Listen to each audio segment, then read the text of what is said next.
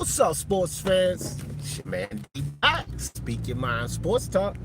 Yeah, guys, I was out yesterday, doing a little this and that, but didn't really put no content up on. Was working on a lot of stuff, bro. I got so much to work on, guys. So much to work on, because D Jeff don't know all about this technology, and I'm learning everything. I'm learning the photo manipulation, editing, and God knows what.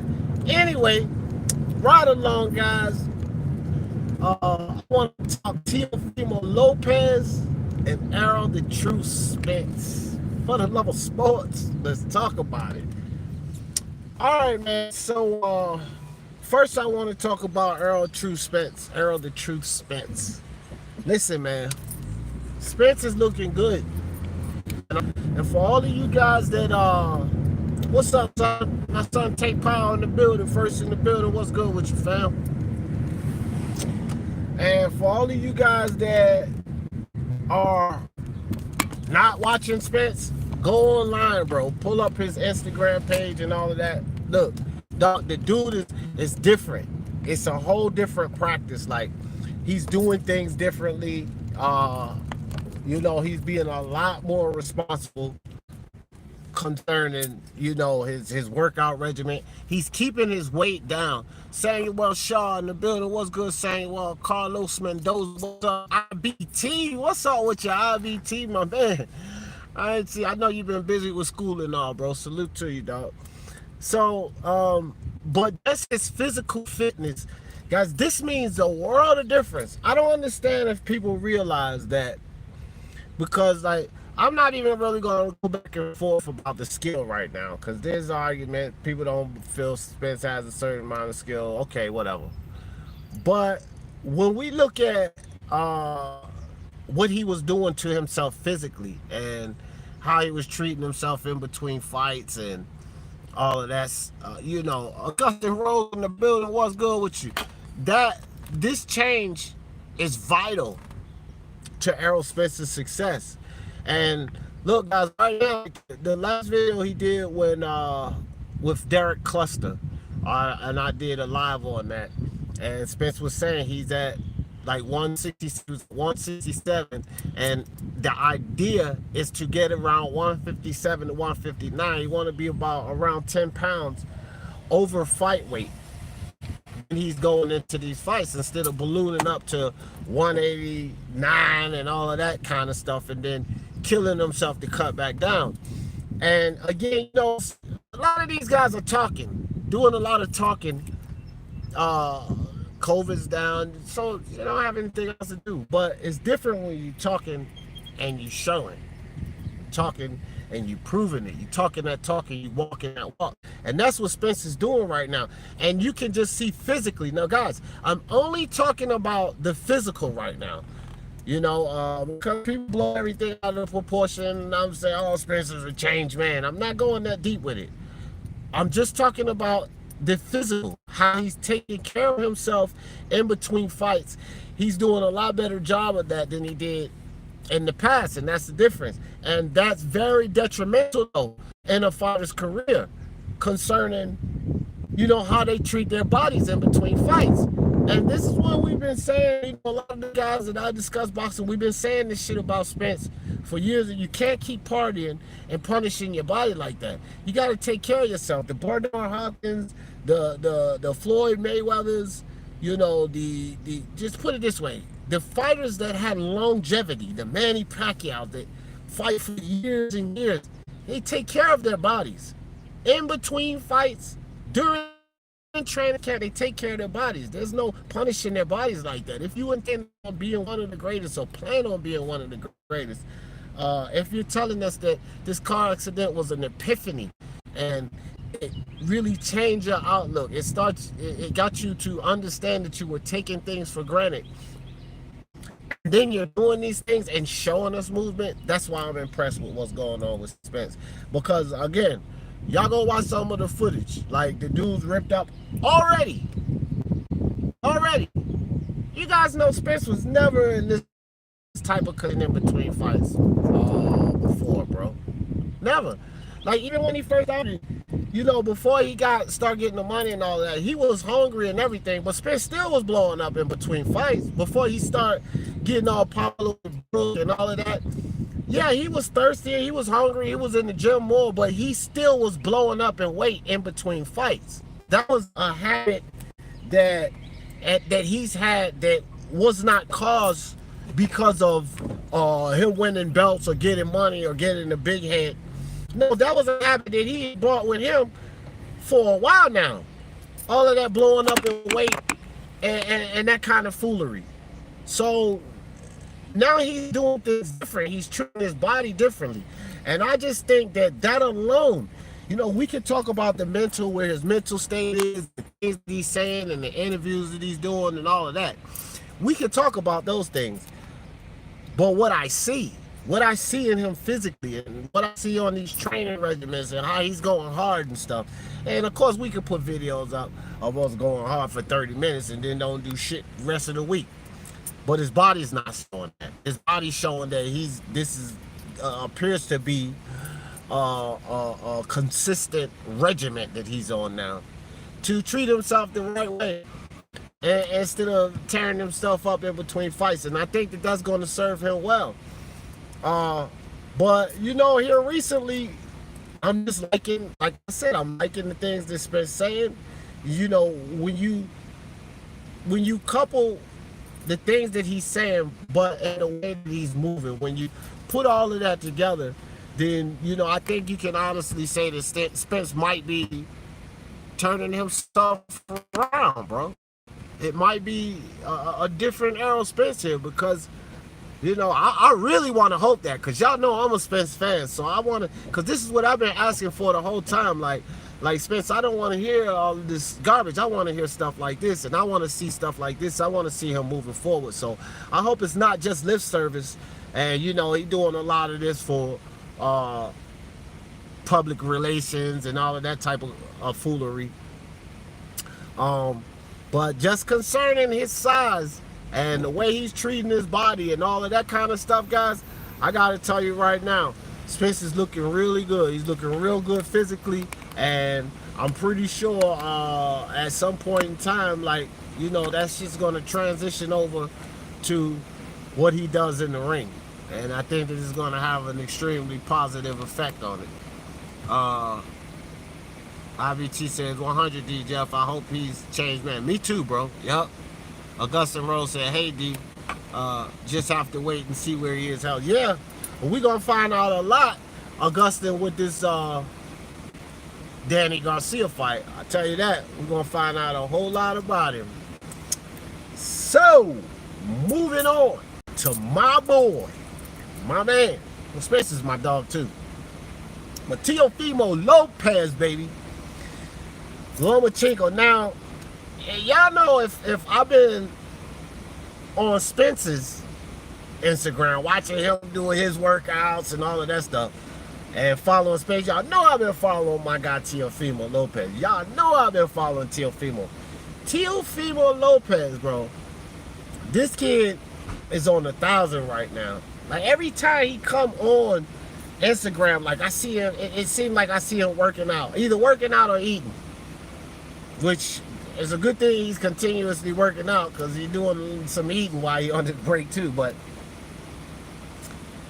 he put up a live the other day, and he was kind of showing off how swole he was. And I'm not sure if it's a good thing or a bad thing. I don't want Teofimo to put on too much muscle or get too high up in the weight, because, you know, he's got to cut down 135. This kid is still growing, so putting up too much muscle could really, that could harm him if he puts on too much muscle on this layoff. He's staying in shape, but he wanna make sure that he keeps his cardio up and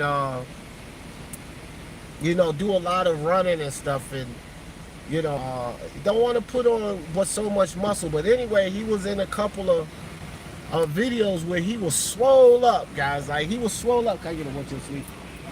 Yeah, I mean, and he working out and he talking about Loma Chico, and he just put a video. I don't need to change for you. He just put the video here recently talking about how he ready for this fight. It's go time, baby. it's go time with my boy Teofimo Lopez. Ain't gonna be no, tune-ups, none of that, but he ready for the fight. Now, here's the thing. Bob Arum been saying a whole lot. Like, he been talking about fights lately, and we know Bob Arum's got some stuff coming up behind closed doors and all of that kind of stuff, right? But, okay, I'm sorry, buddy, but, with that being said, guys, concerning Bob Arum and everything, I want to say this. Bob Arum been talking a whole lot about fans. He been saying, yeah, we trying to put this fight together, but that's a fight that's going to need fans. Or this is a fight that we might not necessarily want to have fans with. Blah, blah, blah, blah, blah. Again, Bob Arum, it's like the media do. You keep pushing it. You keep pushing a saying or a narrative to kind of desensitize the public to it and get them used to it so that they can get the idea of it. Well, Bob Arum keeps pushing that. Well, we're not going to have certain fights without fans. We're not going to have certain fights without fans. We're not going to have certain fights without fans. Damn all of that, Bob Arum. I want this fight. The fans want this fight. Teofimo Lopez and Loma want this fight. It is that goddamn Bob Arum. And I'm telling people, bro, it's Bob Arum that wants to delay the fight because Bob don't want that fight without the fans. Because Bob still got to pay these guys a healthy amount of money. And this time, all the expenses is on Bob and Top Rank.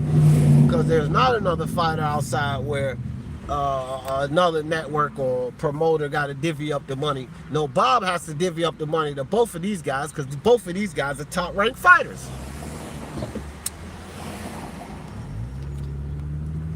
And Bob Arum not trying to come out the pockets. Guys, boxing and every other sport has lost a whole lot of money already. And they're in the time of recouping. That video I just put up the other day about Bob Arum talking about Dillian White. Look, he shows you right now where his head is. He told Dillian White he trying to get Mauricio Suleiman to put off mandatories for a year. Because Bob says, I'm not even trying to deal with the hassle of my marquee fighters having to worry about no damn mandatories. And basically, we got bigger fish to fry. He was like, boxing and all the officials and the sanctioning bodies and the promoters have to worry about basically things that are priority to boxing. High profile fights is how Bob Arum puts it. And basically he was telling Dillian White this. This basically was telling Dillian White, God damn, bro. Want to get some damn shrimp and fries? It's like the whole damn west side, east side is over here. So it's basically he's telling Dillian White, look, man, I'm not trying to hear anything about no mandatory. Mandatory don't bring me no fight. Bob Arum went as far as calling Dillian White a fight with Dillian White and Fury equivalent to Fury fighting Otto Wallin. Hey man, Bob Arum crazy as hell. Now that's just totally disrespectful, bro. But he was saying that's how he looked at it. It was mean as much importance to him as a fight with Otto Wallin. Now, Bob Arum, that is totally disrespectful to Dillian White. Dillian White done been on pay-per-views. He done had a fight with Joshua and everything. He talked about the same as Otto Wallin. But that's how Bob looks at a fight with Dillian White. Just as much as like an Otto Wallin. Because it ain't bringing him no money.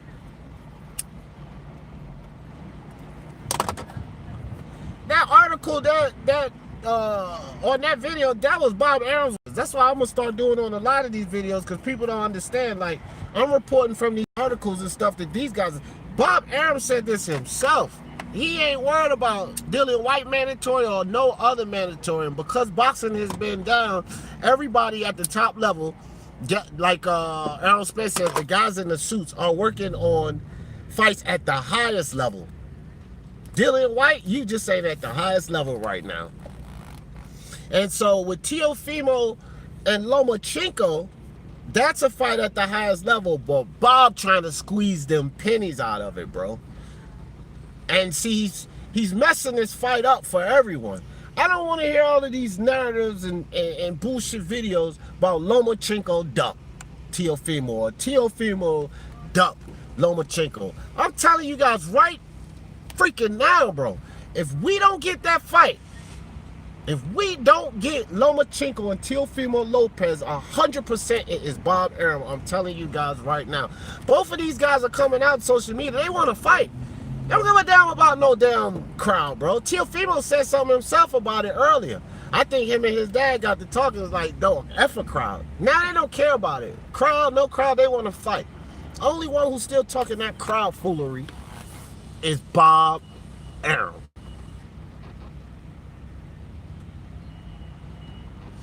IBT said, yeah, he can't come in bulky. Hell no. He can't.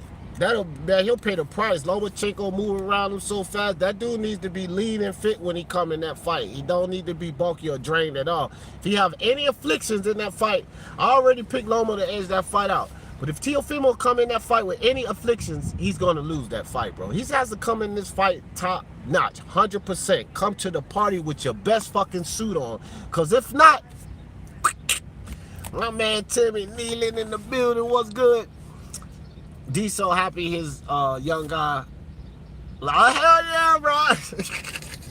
I like to see my prospect. And Hergovich is next because he's a prospect that I'm high on. Virgil Ortiz. I'm high on Virgil Ortiz.